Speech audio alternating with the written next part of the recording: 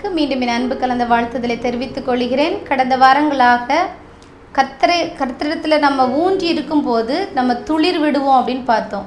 அப்போது நம்முடைய வாழ்க்கை சுக வாழ்வு சீக்கிரத்தில் துளிர்க்கணும் அப்படின்னா ஃபஸ்ட்டு தேவனால் தெரிந்து கொள்ளப்பட்டிருக்க வேண்டும், நீதிமானாக இருக்க வேண்டும், இரக்கமுடையவர்களாக இருக்க வேண்டும் அப்படின்னு பார்த்தோம். இப்போ நான்காவதாக தேவ ஜனங்களோடு இணைக்கப்படு, அப்போ தான் நம்ம என்ன செய்வோம், துளிர்ப்போம் அப்படின்னு பார்க்க போகிறோம். இதற்கு ஆதாரமாக எடுத்துக்கொண்ட வேத வசனம் ஏசா 11ஆம் அதிகாரம் 1ஆம் வசனம்.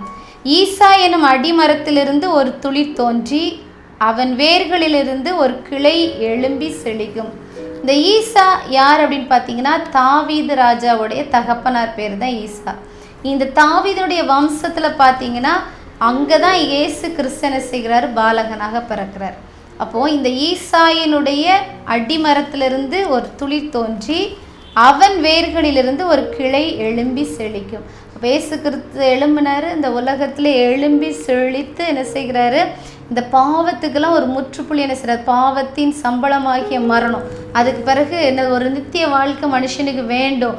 அப்போ அந்த பாவத்திலிருந்து ஒரு விடுதலை தருவதற்கு ஒரு இரத்தம் சிந்தப்பட வேண்டும், ஒரு பாவமில்லாத ஒருத்தர் என்ன செய்யணும், பலியாக வேண்டும் அப்படிங்கிற ஒரு நியமம் இருந்துச்சு. அதை அவர் என்ன செய்கிறார், நிறைவேற்றி முடித்தவராக பரலோகத்தில் என்ன செய்கிறார், எடுக்கப்பட்டார். எப்படி ஒரு வெற்றியின் வேந்தனாக என்ன செய்கிறாரு, எடுக்கப்பட்டார். அப்போது இந்த ஈசா என்ன அடிமரத்திலிருந்து ஒரு துளிர் தோன்றியது. அப்போ நம்ம என்ன செய்யணும், இந்த தேவ ஜனங்களோடு, அப்போ தேவன் வம்சங்களை பார்க்குறாரு, இந்த வம்சத்திலிருந்து ஒரு துளிர் தோன்ற வேண்டும் அப்படின்னு. அப்போது நம்முடைய குடும்பம், நம்முடைய பிள்ளைகள் எல்லாம் நல்லா செழித்து இருக்கணும் அப்படின்னா நம்ம யாரோடு இணைக்கப்பட்டிருக்க வேண்டும், தேவனோடு, தேவ பிள்ளைகளோடு நம்ம என்ன செய்ய வேண்டும், இணைக்கப்பட்டிருக்க வேண்டும். நம்ம தனியாக நின்று எந்த காரியத்தையும் நம்ம என்ன செய்ய முடியாது, சாதிக்க முடியாது. இன்றைக்கி நம்ம நினைக்கிறோம் நம்ம எல்லாம் நானே பார்த்துக்கிட்டேன் அப்படின்னா நமக்கு ஒரு நாள் ஒரு சின்ன காய்ச்சல் வந்துட்டுனா நமக்கு யாராச்சும் உதவி செய்ய மாட்டாங்களா, ஹாஸ்பிட்டல் கூப்பிட்டு போக மாட்டாங்களா அப்படிங்கிற ஒரு எண்ணம் நமக்கு என்ன செஞ்சிடும், வந்துடும். அப்போ தான் ஒரு சின்ன பயம் வரும், ஐயோ எனக்கு இப்படி இன்னும் கொஞ்சம் நல்ல காய்ச்சல் நம்மளால் ஒன்றும் செய்ய முடியாது போலையே அப்படிங்கிற ஒரு பயம் மனுஷனுக்கு அப்படி தான் இருக்கும், அப்போ தான் வரும். அப்போது மனுஷனுக்கு எப்போ கஷ்டம் வருதோ, எப்பொழுது தனிமையாக அவன் கைவிடப்படுகிறானோ அப்போ அவனுக்கு ஒரு பயம் வருகிறது. அப்போ நம்ம என்ன செய்யணும், அதற்காக தான் தேவன் குடும்பம் என்கிற ஆரோக்கியமான ஒன்றை நமக்காக ஏற்படுத்தி வைத்திருக்கிறார். மனைவியை கண்டுபிடிக்கிறவன் நன்மையானதை கண்டடைகிறான் தேவன் சொல்லியிருக்கிறார். ஏன்னா கஷ்டத்திலும் நஷ்டத்திலும் வாழ்விலும் தாழ்விலும் சுகத்திலும் துக்கத்திலும் என்ன செய்கிறாங்க, ஒரு துணை நமக்கு வேண்டும் அப்படிங்கிறதுக்காக தான் தேவன் ஒரு குடும்பம்ங்கிற ஐக்கியத்தை நமக்கு என்ன செய்கிறாரு, அன்றிலிருந்தே என்ன செய்கிறார், ஏற்படுத்தி தந்துகிறார். ஆதாமை உருவாக்கினார், மண்ணினாலே உருவாக்கினார், ஜீவ சுவாசத்தை ஊதினார், அவன் ஜீவாத்மாவானான். அவன் தனிமையாக இருக்கிறது நல்லதெல்லாம் கண்டு ஏவாளை என்ன செய்கிறாரு, கொடுக்குறாரு. என்றைக்குமே தேவன் நம்ம தனியாக இருக்கிறத அவர் என்ன செய்கிறது, விரும்புகிற தேவன் அல்ல. நம்ம தனித்து செயல்படுகிறதையும் அவர் விரும்புகிற தேவன் அல்ல. எந்த ஒரு காரியமானாலும் சரி, சிறிய காரியமானாலும் சரி, பெரிய காரியமானாலும் சரி, நம்மை படைத்த தகப்பனாகிய தேவன் அவரோடு நாம் இணைந்து செயல்படுகிறதை அவர் என்ன செய்கிறார், விரும்புகிறார். நம்ம என்ன செய்யணும், தேவ பிள்ளைகளோடு இணைந்திருப்பதே அவர் என்ன செய்கிறார், விரும்புகிறார். நம்ம சில நேரம் ரொம்ப சோர்ந்து போயிருக்கும்போது இதற்கு பிறகு என்ன செய்யணும் அப்படின்னு சொல்லி கேட்கும்போது, நம்ம பேசி கொண்டு இருக்கும்போதே, தேவ ஜனங்கள் பேசி கொண்டு இருக்கும்போதே இதில் ஒரு விடுதலை கிடைக்கும். என் வாழ்க்கையில் இப்படி பிரச்சனை இருந்து நான் இந்த வசனத்தை சொல்லி ஜோம் பண்ணேன், தேவன் எனக்கு இப்படி ஒரு விடுதலை தந்தார், நீயும் ஜோம் பண்ண, நானும் உனக்காக ஜெபிக்கிறேன், இதில் தேவன் விடுதலை தருவார். இப்படிப்பட்ட ஒரு எழுப்புதல் எப்பொழுதுதான் நமக்குள்ள உருவாகும் அப்படின்னா நம்ம தேவ ஜனங்களோடு நம்ம இணைத்து கொண்டிருப்பது. அதனால தான் அந்த காலத்தில் ஆதி அப்போஸ்தலர்கள் என்ன செஞ்சாங்கன்னா, அனுதினமும் புது புது விசுவாசிகளை திருச்சபையில சேர்த்து கொண்டே வந்தாங்க. அதை திருச்சபையில சேர்க்கும் போது, அவங்க சேர்க்கப்படும் போது அவங்களுடைய எல்லா காரியங்களையும் அவங்க என்ன செய்வாங்க, பங்கு கொள்வாங்க. அவங்க ஒரு காலத்தில் கஷ்டப்படும் போது அவங்க வீடுகளுக்கு சென்று என்ன பேசுவாங்க, ஜெபிப்பாங்க, அவங்க மேலே அக்கறை எடுத்துக்கொள்ளுவாங்க. ரெண்டாவது என்ன செய்வாங்க, அவங்களுக்கு என்ன தேவைகள் இருந்தாலும் அவங்க எல்லாரும் சேர்ந்து அவங்களுக்கு என்ன செய்வாங்க, உதவி செய்வாங்க. இப்படிப்பட்ட ஒரு ஐக்கியத்தை தேவன் விரும்புகிறவராகவே என்ன செய்கிறார், இருக்கிறார். அவர் ஆதி காலத்திலிருந்தே அதை என்ன செய்கிறார், ஏற்படுத்தி வைத்தார். எல்லாவற்றையும் பொதுவாக வைத்து என்ன செய்ய வேண்டும், தேவனுடைய பாதத்தில் நம்ம வைத்து நம்ம செய்யும் போது தேவன் பெரிய காரியங்களை நம்முடைய வாழ்க்கையிலும் நம்ம பிள்ளைகளுடைய வாழ்க்கையிலும் பின் சந்ததிக்கும் தேவன் ஆசீர்வாதத்தை கட்டளையிடுவார் என்பதில் எந்த சந்தேகமும் இல்லை. இயேசு கிறிஸ்து வம்ச வரலாறு பார்த்தீங்கன்னா மத்தேயு 1:1 எழுதும்போது அவர் ஆபிரகாமின் குமாரனும் தாவீதின் குமாரனுமாகிய இயேசு கிறிஸ்துவின் வம்ச வரலாறு. அப்போ ஆபிரகாமின் சந்ததியிலிருந்தே அவர் அந்த வம்சத்தை அப்படி தேர்ந்தெடுத்து சிலர் வர்றாரு. அப்போ தேவன் எப்படி என்ன செய்கிறார்? இப்படிப்பட்ட ஒரு இணைப்பை, ஒரு ஐக்கியத்தை, தெய்வ பிள்ளைகளுடைய ஐக்கியத்தை அவர் என்ன செய்கிறார்? தேர்ந்தெடுக்கிறார், விரும்பி இருக்கிறார். அதில் பாருங்கள், வெளிப்படுத்தல் 22:16 பார்த்தீங்கன்னா, அவர் தாவீதின் வேரும் சந்ததியும் பிரகாசமுள்ள விடிவெள்ளி நட்சத்திரமுமாய் இருக்கிறார். அப்போ கீழே இருந்தே அவர் என்ன செய்கிறாரு? அந்த தெய்வ ஜனங்களோடு பிணைக்கப்பட்ட அந்த ஒரு வாழ்வை என்ன செய்கிறாரு? அவர் விரும்புகிறார். இயேசுவாகிய கிறிஸ்து மேசியாவாக துளிர்த்து எழும்புவார்னு சொல்லி யூத ஜனங்கள் கொஞ்சம் கூட நினைக்கல. அதனால தான் அவங்க என்ன செஞ்சாங்கன்னா, அவரை சிலுவையில் அரைஞ்சிட்டு என்ன நினச்சாங்கன்னா, இவர் திருப்பி 3 நாள் வந்துருவேன்னு சொல்கிறார். அதனால் இவர் என்ன செய்யணும்? கல்லறையில் வச்சு அந்த கல்லறை சீல் பண்ணிட்டா அவ்வளோதான், அவர் கதை முடிஞ்சிட்டு அப்படின்னு நினச்சாங்க. ஆனால் 3ஆம் நாள் கழித்து அவர் துளிர்த்து வந்தார். அவர் சொன்னபடியே அவர் என்ன செய்தார்? தாம் சொன்னபடியே என்ன செய்தார்? அவர் உயிர் தெழுந்தார். யூத ஜனங்கள்லாம் என்ன செய்தார்? அவங்களுக்கு ஏற்றுக்கொள்ள முடியவில்லை. இப்போ சில நேரம் நம்ம என்ன தெரியுமா செய்வோம்? சில காரியங்களை நம்ம தவறான வழியில் செஞ்சுருப்போம். அதை யார் சொன்னாலும் நம்ம கேட்டிருக்கே மாட்டோம். நம்ம அதை தவற விரைந்து வேகமாக என்ன செய்வோம். கடைசியில் அது ஒரு தப்பாயிடுச்சு, அதில் ஒரு பிரச்சனை நீ யாராச்சும் சொல்லி காமிச்சிட்டாங்கன்னா சிலவங்க அதை ஏற்றுக்கொள்ளவே மாட்டாங்க. நான் சரியாக தான் போனேன், அது தப்பு அப்படின்னு சொல்லுவோம். அதே போல் இந்த யூத ஜனங்கள் என்ன செஞ்சாங்கன்னா, அவரை சிலுவையில் அறைந்தது தப்பு, அவர் எந்த தப்பும் செய்யலைன்னு அவங்களுக்கு தெரியும். அவர் உயிரோடு எழும்பிட்டா இருந்தது. ஆனால் அவங்களால ஏற்றுக்கொள்ளவே முடியல. ஏன்னா அந்த அளவுக்கு அவங்க என்ன செஞ்சாங்க? மேசியாவாகிய இயேசு கிறிஸ்துவை என்ன செஞ்சாங்க? பாடுகளுக்கு உட்படுத்தினாங்க. அவர் துளிர்த்து வருவேன்னு சொன்ன பிறகு அவங்கள என்ன செஞ்சாங்க? அவரை கஷ்டப்படுத்தினாங்க. அவர் என்ன செய்தார்? தம்முடைய சீஷர்களுக்கு வெளிப்படுத்தினார். அவங்க கூட கடைசி நேரத்தில் மறுதளிச்சிட்டாங்க. என்னுடைய ஆடுகளை சிதறிக்கப்படும், மேய்ப்பன் அடிக்கப்படுவார், ஆடுகள் சிதறடிக்கப்படும் சொன்னவர். அவங்க எல்லாம் சிதறப்பட்டு போனாங்க. மீண்டும் என்ன செஞ்சாங்க? அப்போஸ்தலர்களாக தேவன் அவர்களை மாற்றினார். ஆங்காங்கே சென்று இயேசுவை குறித்தது, இயேசு கிறிஸ்துவை குறித்தது, அவருடைய உயிர்த்தெழுதலை குறித்தெல்லாம் வந்த நோக்கத்தை என்ன செஞ்சாங்க? எங்கும் சென்று பறைசாற்றினார்கள். அவர்களும் இரத்த சாட்சியாக என்ன செய்தார்கள்? மரித்தார்கள். இன்றைக்கு தேவன் நம்மிடத்திலிருந்து எதிர்பார்க்கிறதுனா, அப்படிப்பட்ட தெய்வ பிள்ளைகளோடு நம்ம இணைக்கப்பட்டிருக்கும் போது நம்ம வாழ்க்கையில் சில நேரம் விழுந்து போகக்கூடிய தருணங்கள் வந்தாலும் தேவன் நம்மளை என்ன செய்வார்? துளிர்த்து எழும்ப என்ன செய்வார்? அவர் என்ன செய்வார்? ஏசாயா 53ஆம் அதிகாரம் 2ஆம் வசனத்தில் பார்த்தீங்கன்னா, இளங்கிளையை போலவும் வறண்ட நிலத்திலிருந்து துளிர்க்கிற வேரை போலவும் அவனுக்கு முன்பாக எழும்புகிறார் அப்படின்னு சொல்லியிருக்கு. அப்போ இளங்கிளையை போலவும் வறண்ட நிலத்திலிருந்து துளிர்க்கிற வேரை போலவும். அப்போ ரொம்ப காஞ்ச இடத்துல இருக்கக்கூடிய வேர் எப்படி இருக்குன்னா, ஆணி வேராக இருக்கும். தண்ணி எங்கே அண்டர் கிரவுண்டில் சர்ச் பண்ண முடியுமோ அங்கே போய் எடுத்து அதை ஈஸியாக என்ன செய்ய முடியாது? அசைக்க முடியாது. அதை போலவும் அவர் என்ன செய்வார்? துளிர்த்து எழும்புவார் என்ற வாக்கு தத்தத்தின்படி அவரை எத்தனை பேர் உபத்திரப்படுத்தினாலும் கஷ்டப்படுத்தினாலும் தேவன் அவரை எந்த திட்டத்திற்காக இந்த பூமிக்கு அனுப்பினாரோ அந்த திட்டத்தை முடித்தவராக, நிறைவேற்றியவராக, ஒரு வெற்றி முழக்கமிட்டவராக, சாத்தானை தன் கால்களின் கீழ் நசுக்கி ஜெயம் எடுத்தவராக அவர் என்ன செய்ய ஜெய தோனியாக உயர்த்தெழுந்தார். சீஷர்கள்லாம் கல்லறையில் தேடி வரும்போது அவங்க தேவதூதர்கள் சொன்னாங்க, அவர் நினைச்சாங்க அவர் இங்கே இல்லை, இவர் என்ன செய்தார்? உயிர் தெழுந்து விட்டார் என்ற வெற்றி செய்தியை அவங்க என்ன செஞ்சாங்க? கேட்டாங்க.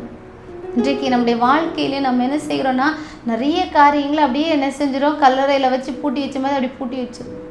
அதில் என்ன வாழ்க்கையில் எனக்கு இதுக்கு ஒரு விடிவு காலமே கிடையாது அப்படி நாமே தீர்மானம் எடுத்து மூடி வச்சிருந்தோம். ஆனால் தேவன் சொல்கிறாரு, நான் எவ்வாறு உயிரோடு எழும்பினோ அதே போல் செத்து கிடக்கிற உயிரற்றதாய் உங்கள் வாழ்க்கையில் இருக்கிற ஒவ்வொரு காரியங்களையும் உயிரடைய செய்வேன். உங்களுடைய சுக வாழ்வு சீக்கிரத்தில் துளிர்க்கும் என்று உங்களை பார்த்து என்ன செய்கிறார்? தேவன் சொல்லுகிறார்.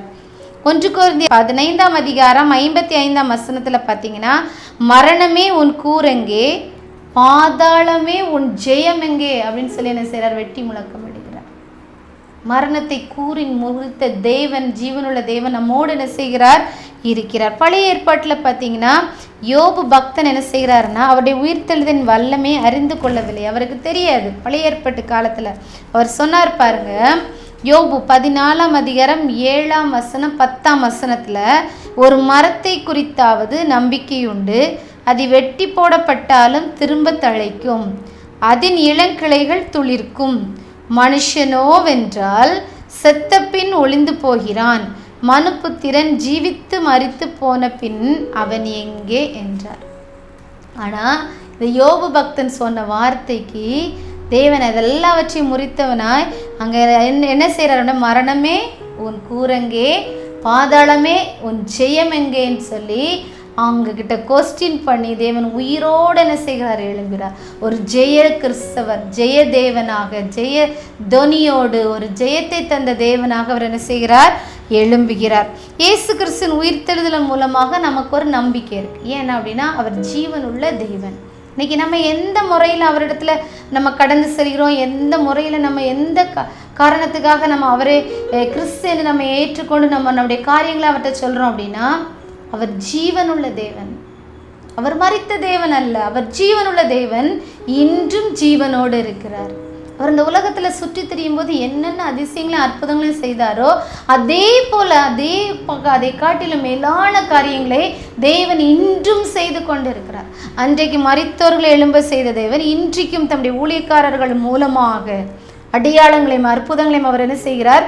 செய்து கொண்டே இருக்கிறார். அன்றைக்கு பேதுருவும் யோவானும் என்ன செய்கிறாங்க? ஆலயத்துக்கு போகும்போது அவங்க 2 பேர் பிச்சை கேட்டுட்டு இருக்காங்க. அவங்ககிட்ட என்ன செய்கிறாங்க? அந்த பேதுரு யோவான் என்ன செய்கிறாங்க? எங்களிடத்துல ஒன்று இல்லை, ஆனால் தேவனுடைய நாமத்தில் நீங்கள் எழுந்து நட அப்படின்னு சொன்னாங்க. அந்த வார்த்தை அவர்களுடைய கால்களையும் கரடுகளையும் பலன் கொண்டு என்ன செய்தது? அவங்க குதித்து எழுந்து நடந்து என்ன செய்தாங்க? ஓடினாங்க. அப்போ தேவனுடைய வார்த்தை வல்லமையாக நம்மிடத்தில் இருக்கிறது, உயிர்த்தெழுந்த வார்த்தையாக இருக்கிறது, ஜீவனுள்ள வார்த்தையாக இருக்கிறது. அது இருபுறம் கருக்குள்ள ஒரு பட்டயமாக இருக்கிறது.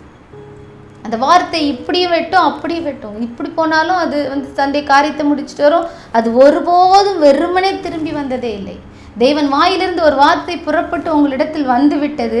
அது என்ன வார்த்தை என்றால் உன் சுகவாழ்வு சீக்கிரத்தில் துளிர்க்கும். அந்த வார்த்தை முழுமையான ஆசீர்வாதத்தை உங்களுக்கு கொடுக்காமல் அது திரும்பி வரப்போவதே இல்லை. அன்பான தேவ ஜனமே, நம்முடைய ஐக்கியம் யாரிடத்தில் இருக்கிறது?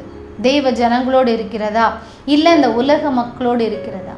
நம்ம தேவ ஜனத்தோடு நாம் இருக்கும்போது தான், நாம் விழும்போது நாம் என்ன செய்வோம்? எழுந்து மீண்டும் என்ன செய்வோம்?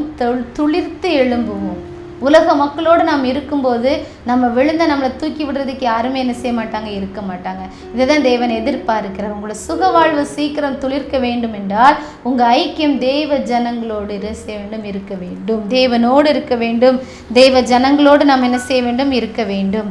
யோவான் 10ஆம் அதிகாரம் 10ஆம் வசனத்தில் பாருங்க, அவர் ஜீவன் உண்டாயிருக்கவும் அது பரிபூரணப்படவும் வந்தார். அவர் ஜீவன் உண்டாயிருக்கவும் அது பரிபூர்ணப்படவும் வந்தார். நமக்கு ஜீவன் இருக்கணும். இம்மைக்குள்ள ஜீவன் இல்லை, மறுமைக்குள்ள ஒரு ஜீவனும். நம்ம ஆத்மாவில் ஒரு உயிர்த்தெழுதல் இருக்கணும், ஆத்மாவில் ஒரு எழுச்சி இருக்கணும், ஆத்மாவில் ஒரு மகிழ்ச்சி இருக்கணும், ஆத்மாவில் ஒரு சந்தோஷம் சமாதானம் இருக்கணும். நம்முடைய வாழ்க்கை எப்படிப்பட்டதாக இருக்கணும்? கனி தரக்கூடிய ஒன்றாக இருக்க வேண்டும் என்பதை அவர் என்ன செய்தார்? விரும்பினார். அந்த வாழ்க்கை பரிபூர்ணம் அடைய வேண்டும். நிறைய பேர் சொல்லுவாங்க, அவன் பாதி வயசில் நல்ல வாழக்கூடிய வயசில் போயிட்டான் அப்படின்னு சொல்லுவாங்க. அப்படிப்பட்ட தீமையான காரியங்களுக்கெல்லாம் தேவன் நம்மை விலக்கி அது பரிபூர்ணப்படத்தக்கதாக நம் தேவன் நம்மோடு இருக்கிறார். நம்ம நிறைய நேரம் பெற்றோர்கள் என்ன செய்கிறோம் அப்படின்னா ஜெபிக்க மறந்துடும். சில தீமையான காரியங்களை பார்த்த பிறகு நம்ம ஜெபிக்கிறோம். ஆனால் தேவன் உங்களுக்கு கற்றுத்தருகிற நம்ம பிள்ளைகளுக்காக நம்ம ஜெபிக்க வேண்டும். அகால மரணங்களுக்கு எங்கள் பிள்ளைகளை என்ன செய்யுங்க, எங்கள் குடும்பத்தாரை நீர் விலைக்கு பாதுகாக்க வேண்டும். சத்துரு கொண்டு வரக்கூடிய அந்த தீமையான கண்ணிகளிலிருந்து எங்களை விலைக்கு பாதுகாக்க வேண்டும். ஏன்னா நம்மை படைத்த ஜீவனுள்ள தேவனாகிய கிறிஸ்து அது பரிபூர்ணப்படவும், உன்னுடைய வாழ்க்கை பரிபூர்ணம் அடையவும் அதுக்கு தான் வந்தார். இடையில எடுத்துட்டு போறதுக்காக அவர் வரல. நாயினூர் விதவையின் மகன் இடையில மறிச்சு போயிட்டான், ஆனா அவனுக்கு உயிர் கொடுத்து மீண்டும் வாழ வைத்தார். அதே போல நம்ம வாழ்க்கையில பல காரியங்கள் செத்து போயிருக்கலாம், அதுக்கு மீண்டும் உயிர் தந்து மீண்டும் வாழ செய்ய வைக்கக்கூடிய தேவன் நம்முடைய தேவன். கொடுத்துட்டு பாதியிலே எடுத்துட்டு போவது நம்முடைய தேவனுடைய குணாதிசயம் அல்ல, அது பரிபூரணப்படத்தக்கதாக அவர் நடத்துவார். தம்முடைய பிள்ளைகளுக்கு சொல்லாமல் எதையும் செய்ய மாட்டார். எந்த காரியமானாலும் தம்முடைய பிள்ளைகளுக்கு சொல்லிட்டு தான் அவர் என்ன செய்வார். நிறைய தெய்வ மனிதர்களை கேட்டிங்கன்னா அவங்க சொல்லுவாங்க, தேவன் எனக்கு இந்த வருஷம் வரைக்கும் நீட்டி தந்திருக்கிறார், இதுக்குள்ளே நீ இத்தனை ஆத்துமாக்களை நீ ஆயத்தப்படுத்து, இப்போது உன்னை என்ன செஞ்சாலும் ஒன்றும் செய்ய முடியாது, இந்த இடத்துக்கு நீ இப்போ சுவிசேஷம் அங்கே வாசல் அடைப்பட்டிருந்தாலும் நீ கடந்து செல்லு, உனக்கு யாரும் எதுவும் செய்ய முடியாது அப்படின்னு தேவன் சொல்கிறத அவங்க சொல்லுவாங்க.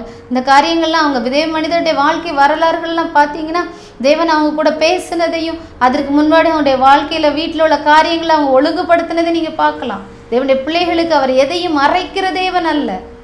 ஏன்னா அவர் எல்லாவற்றையும் முடித்து சம்பூரணப்படுத்திட்டு அவர் என்ன செய்வார், எடுத்துக்கொள்ளுவார். எதற்காக? மறுமையினுடைய வாழ்க்கைக்காக. இங்கோட நம்முடைய வாழ்க்கை முடிந்து போவதல்ல, மறுமையிலே நமக்காக ஸ்தலங்களை, வாசஸ்தலங்களை ஏற்படுத்தியிருக்கிறார். அங்கேயும் போய் நம்ம சந்தோஷமாக யுக யுகமாக ஆட்சி செய்ய வேண்டும். அங்கே இங்கே போல கஷ்டங்கள், பாடுகள், உபத்திரவங்கள் எதுவுமே கிடையாது.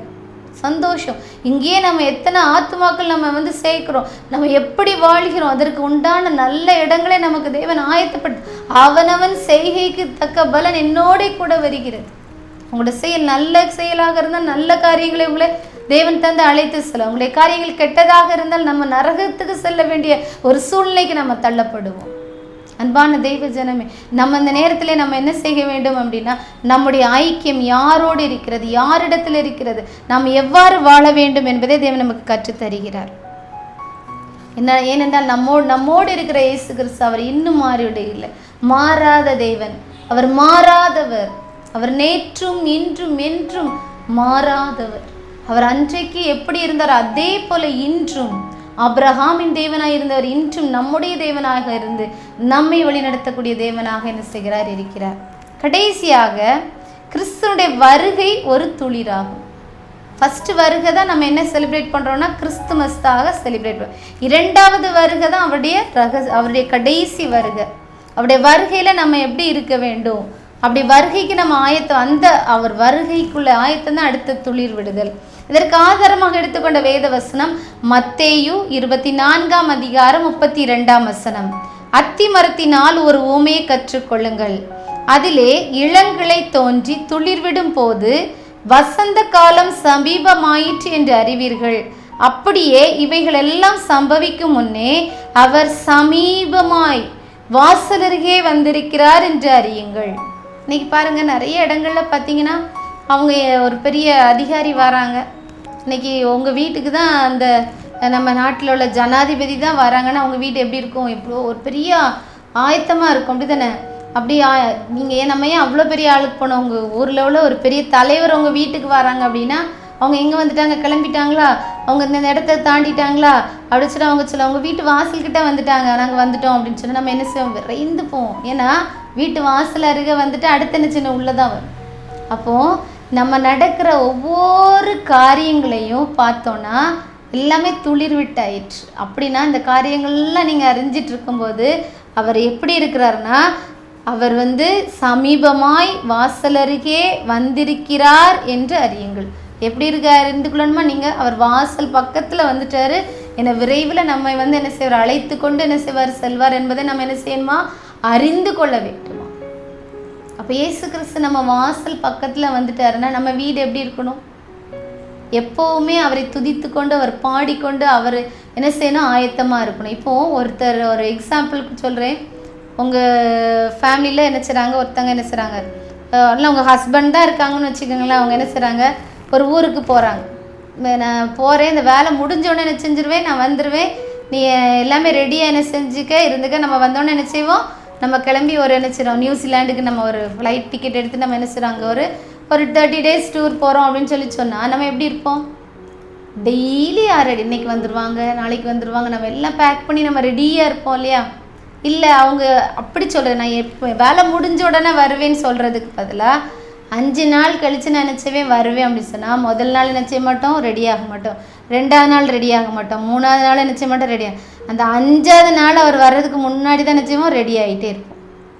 இதுக்கு இடையில் அவருக்கு வேலை முடிஞ்சு 3வது நாள் வந்தால் நம்ம அடுத்து போகிறதுக்கு ஆயத்தமாக இருக்க மாட்டோம், அவருக்கு கோவம் வந்துடும், நம்ம நியூசிலாண்டு போகண்டாம், ஒரு இடத்துக்கும் போக வேண்டாம் அப்படின்னு சொல்லி என்ன செய்வார், அந்த ட்ரிப்பை கேன்சல் பண்ண. அதே போல் தான் இயேசு கிறிஸ்து சொல்லியிருக்கிறாரு, நான் சீக்கிரமாக வருகிறேன், அவர் என்ன செய்கிறாரு, தன்னோட இயேசு கிறிஸ்து கூட அவர் வரக்கூடிய நாளிகையாகிலும் அறிந்து கொள்ள, நான் சீக்கிரமாக வருகிறேன், இதோ சீக்கிரமாக என்ன செய்கிறவர், நான் வரும்போது அவனவனுக்கு கிரியைக்குள்ள பலனை என் கூட நான் நினச்சிறேன் கொண்டுட்டே வாரு, எல்லாருக்கும் அவரவருக்குள்ள கிஃப்ட் உங்களுக்கு கொண்டு அப்படின்னு சொல்லியிருக்கு. அப்படின்னா நம்மகிட்ட என்ன எதிர்பார்க்குறாருன்னா, அவர் நமக்காக சென்று வாசஸ்தலங்களை ஆயத்தம் பண்ணிகிட்டே இருக்கிறாரு.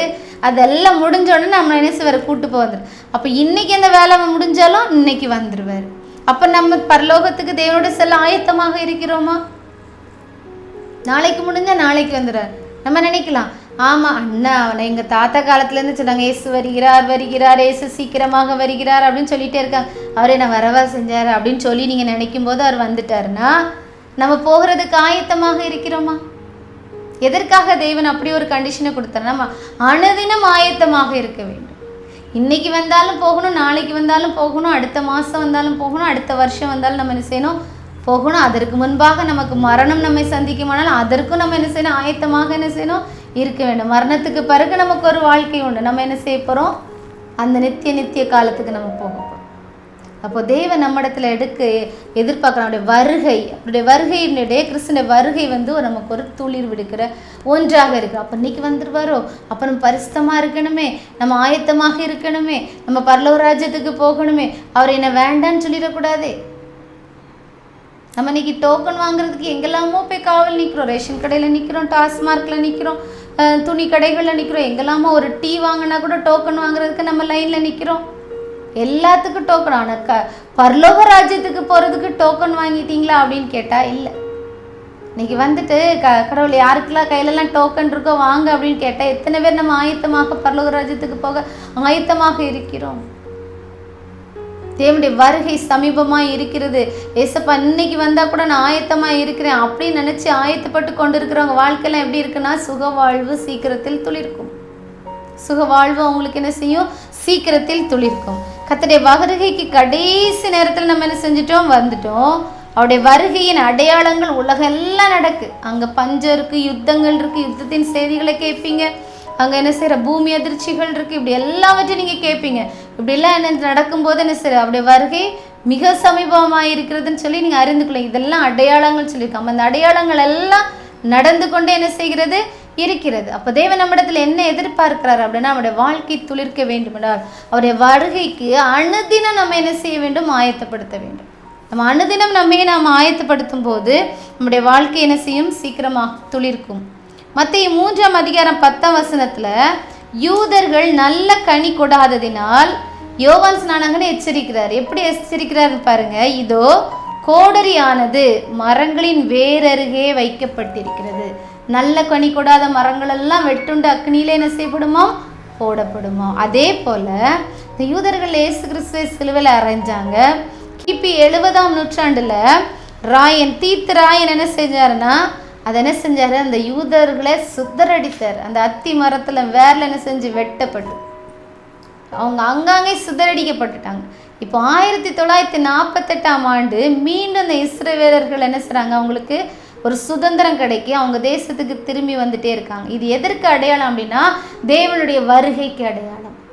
அது சீக்கிரத்தில் அவருடைய வருகை இருக்குது. நீங்கள் ஆயத்தப்படுங்க, என்ன சேராதீங்க, காலம் தாழ்த்தாதீங்க.